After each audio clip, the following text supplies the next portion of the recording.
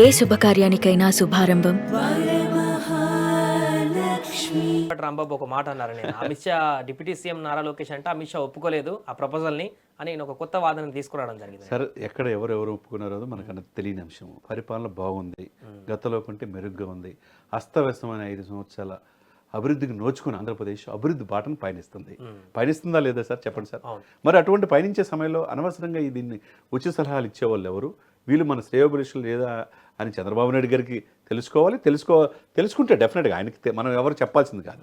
అదే సమయంలో వీళ్ళ మధ్య రెచ్చగొట్టే వాతావరణం క్రియేట్ చేస్తున్న వ్యక్తులు మన వాళ్ళ బయట వాళ్ళు అనేది కూడా ఆలోచించుకోవాలా. లోకేష్ గారు ఎవరైనా, అదే సమయంలో పవన్ కళ్యాణ్ గారు కూడా ఎక్కడ కూడా బ్యాలెన్స్ తప్పొద్దని జనసేన కేడర్ కూడా మీరు మాట్లాడొద్దని చెప్పేసి ఇన్స్ట్రక్షన్స్ రాత్రి ఇచ్చారు. అంటే ఏంది, ఎవరికి వాళ్ళు ఇది చేసుకోవచ్చు. అదే అతనికి పదవి కాంక్ష ఉంటే ముఖ్యమంత్రి అభ్యర్థి నేనే అని చెప్పేసి లేవాడు కదా సార్. చంద్రబాబు నాయుడు ముఖ్యమంత్రి అంటున్నాడు కదా. ఇక్కడ సీట్లు కూడా తగ్గించుకునేవారు కదా, 21 అంతే కదా, సీట్లు తగ్గించుకునేవాడు కాదు కదా. త్యాగాలకు సిద్ధపడి తన సొంత బ్రదర్ నాగబాబు గారు సీటు త్యాగం చేసి తన 21 సీట్లకే పరిమితం అయిపోయి ముఖ్యమంత్రి అనుభవం ఉన్న వ్యక్తి కావాలి, చంద్రబాబు నాయుడు గారు కావాలి, ఆయనను చూసి నేర్చుకుంటున్నాడు. మరి 5 సంవత్సరాలు పూర్తి కాకముందే ఈ లొక్కలో ఇది మంచి పద్ధతి కాదు. వాళ్ళకి ఉచిత సలహాలు ఇచ్చే వాళ్ళకి. అదే సమయంలో వైసీపీకి కూడా అనవసరంగా అవకాశం ఇచ్చినట్టుంటుంది. దీన్ని ఏ విధంగా విచ్ఛిన్నం చేస్తే మేము అవుదామని చెప్పేసి వాళ్ళు అనుకున్నారు. వాళ్ళు అయ్యేది లేదు, పాడు లేదు. 11 సీట్లకు పరిమితం అయ్యి ప్రధాన ప్రతిపక్ష హోదా లేని వైసీపీ ఇది అవకాశాన్ని అందిపుచ్చుకొని వాళ్ళు ఇది చేసుకోవాలని చూస్తున్నారు. ఇవన్నీ కూడా ముసలి కన్నీరుగా మనం చూడాలి. ఏదైనా కానీ సార్, ప్రభుత్వ పాలన మీద దృష్టి పెట్టాలి. చంద్రబాబు నాయుడు గారు కష్టాలు ఉన్న సమయంలో పవన్ కళ్యాణ్ గారు ఆదుకున్నారు. ఈ కూటమిని బీజేపీ కలిపింది పవన్ కళ్యాణ్ గారు. అక్కడ కూడా సెంట్రల్లో బీజేపీ వచ్చాడు, పవన్ కళ్యాణ్ గారు చేయగలిగారు. పవన్ కళ్యాణ్ గారు, లోకేష్ గారు, ఇటు చంద్రబాబు నాయుడు ముగ్గురు కూడా త్రిమూర్తుల్లాగా పనిచేస్తున్నారు. ఈ పని చేయనియండి, పని చేసి అభివృద్ధి మార్గాన్ని ఆంధ్రప్రదేశ్ తీసుకెళ్ళండి. 5 సంవత్సరాల్లో దౌర్భాగ్యం ఏంటంటే అక్కడ పుట్టి పెరిగిన ప్రజలు కూడా రాజధాని ఏదో కూడా తెలియని పరిస్థితి. 3 రాజధానులను ఏమి పూర్తి కాల. మరి అస్తవ్యస్తమైన ఈ ప్రభుత్వాలను గాడిని పెడుతుంటే ఇప్పుడిప్పుడే చంద్రబాబు నాయుడు గారు అమరావతిలో జంగిల్ క్లియరెన్స్ 90 కోట్లతో ఖర్చు పెట్టి జంగిల్ క్లియరెన్స్ చేశారు. అమరావతి పనులు మీరు కూడా చూశారు కదండి. చక్కగా ఎయిర్ బస్ ఫ్యాక్టరీ రాబోతుంది. తర్వాత రోడ్డు కనెక్టివిటీ వస్తుంది, మిగతా రాష్ట్ర సరిహద్దులకు కూడా వెళ్తున్నాయి. ఇవన్నీ ఒక ఎత్తు అయితే పోలవరం ఆంధ్ర జీవనాడు 2028 నాటికి పూర్తి కావాలని అమిత్ షా చెప్తే 2027 చివరి నాటికి పూర్తి కావాలని చంద్రబాబు నాయుడు గారు చెప్తున్నారంటే ఎంత చాలా కన్స్ట్రక్టివ్గా వెళ్తున్నారు సార్. ఎంత అభివృద్ధి పదాన ఆంధ్రప్రదేశ్ వెళ్తుంది. ఇది చూడలేని వారో లేని వాళ్ళు ఉచిత సలహాలు ఆ మాయలో వీళ్ళు పడొద్దు. చంద్రబాబు నాయుడు గారు సుదీర్ఘ అనుభవం ఉంది, చాలా క్లారిటీ ఉంది. అదేవిధంగా పవన్ కళ్యాణ్ గారి క్లారిటీ ఉంది. వాళ్ళు సీఎం డిప్యూటీ సీఎంగా వాళ్ళు నిర్ణయించుకుంటారు తప్పితే వీళ్ళు ఏదో లోకేష్ గారికి మేలు చేసినట్టు, చంద్రబాబు నాయుడు మేలు చేసినట్టు అది కరెక్ట్ కాదు. ఇప్పుడు ఏంటి, కష్టాల్లో ఉన్న ఆంధ్రప్రదేశ్ని గట్టెక్కించాలి. ఏం చేయాలి? అభివృద్ధి, సంక్షేమం 2 కళ్ళుగా పనిచేయాలి.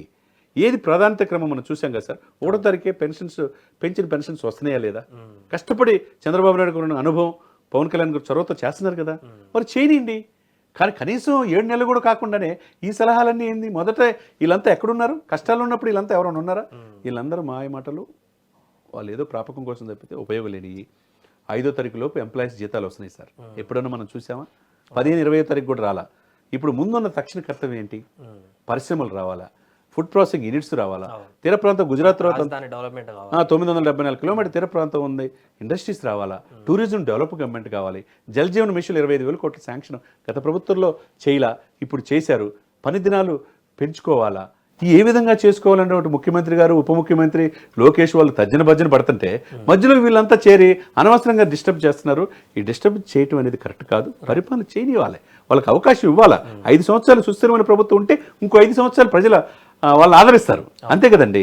కానీ ఇక్కడ దీన్ని అనవసరంగా వైసీపీ వాళ్ళకి అవకాశం ఇచ్చినట్టు కాకుండా స్వపక్షంలో విపక్షంలాగా ఏదైనా తప్పు జరిగితే లేవనెత్తినప్పుడు పవన్ కళ్యాణ్ గారు జాతీయ గల రాజకీయ నాయకుడిగా ఉన్నాడు, దాన్ని వీళ్ళు చూసుకోవాలి. అదే సమయంలో చంద్రబాబు నాయుడు గారికి చాలా క్లారిటీ ఉంది, ఎవరితో ఎలా ఉండాలో తెలుసు. కాబట్టి వీళ్ళని ముగ్గురిని చక్కగా పరిపాలన చేసే అవకాశం వీళ్ళకి ముగ్గురికి ఫ్రీ హ్యాండ్ ఇవ్వాల్సిన అవసరం ఉన్నది. వాళ్ళ యొక్క పదవులు అన్నీ తీసుకొస్తున్నారు. ఆ విధంగా ఆదర్శవంతమైన రాష్ట్రంగా ఆంధ్రప్రదేశ్ రూపాంతరం చెందట్లో ఒకవైపు చంద్రబాబు నాయుడు గారు, ఒకవైపు పవన్ కళ్యాణ్ గారు, ఒకవైపు లోకేష్ శక్తి వంచన లేకుండా కృషి చేస్తున్నారు. వీళ్ళకి వెన్నుదండగా అక్కడ మోదీ గారు ఆశీస్సులు ఉన్నాయి. కాబట్టి అభివృద్ధి ప్రధాన ఆంధ్రప్రదేశ్ ఉంది. అలా ఎల్లనిస్తే చాలా బాగుంటుంది. రైట్ శ్రీనివాస్ గారు, అదే మొత్తానికి ఆంధ్రప్రదేశ్లో ప్రస్తుతం నెలకొన్నటువంటి యొక్క చర్చ టీకఫ్లో తుఫాన్ లాంటిదే. పెద్దగా దీంతో ఒరిగేదేం లేదు, వచ్చేదేం లేదు. చంద్రబాబు గారు కానీ, పవన్ కళ్యాణ్ గారు కానీ, లోకేష్ కానీ, అటు మోడీ కానీ వీరందరూ ఒక క్లారిటీతో ఉన్నారు. కింది స్థాయి లీడర్లు కాసేపు చర్చించుకుంటున్నా అది అక్కడికి సద్దుమనిపోతుంది, కానీ దీంతో వచ్చేది ఏం లేదంటూ కూడా వారు చెప్తున్నారు. మరో టాపిక్తో మళ్ళీ కలుద్దాం. చూస్తూనే ఉండండి సుమన్ టీవీ.